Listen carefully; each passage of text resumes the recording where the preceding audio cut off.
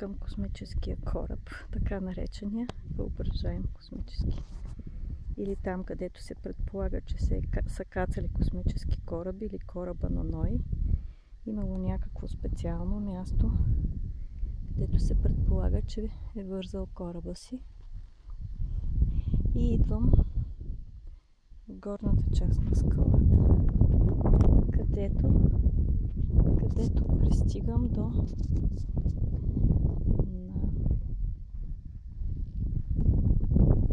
един кладенец, пълен с вода. Не зная колко е дълбок.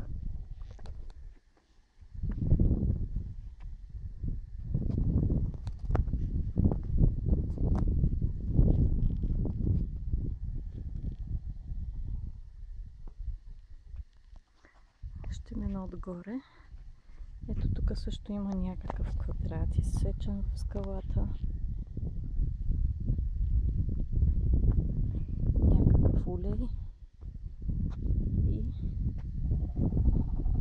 И дупки в края на скалите. Ето тук.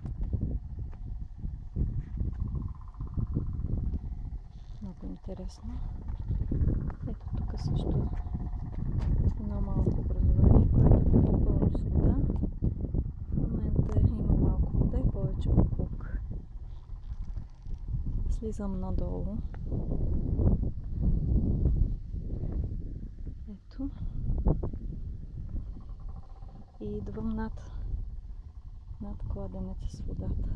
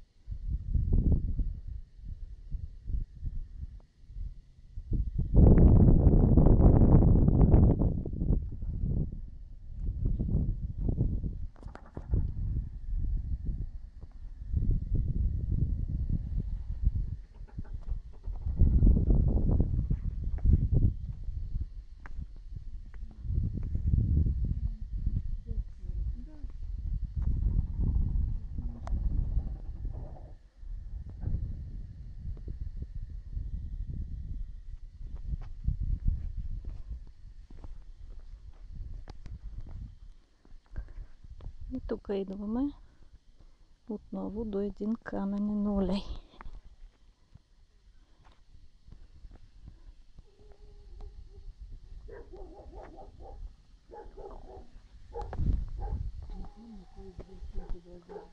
Много е интересно това, за какво е служило с тези улеи, какви някакви свещени ритуали. Какво е било, нещо жертвени. Какво е казала? За ритуали. Какви? Жена от София, която работила в музей.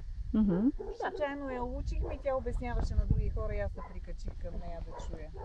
И тя каза, че предполага, че тук на тези места, които са издълбани, са кацали космическите кораби. А котвата къде трябва да е? Котвата... Тук някъде, напред мен? Куката. Даде за куката. Не дей. Тя го обясняваше това.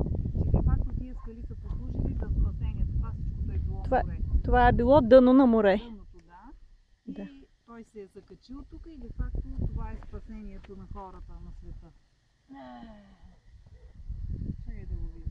Виждаше се ясно, аз го показвах на децата.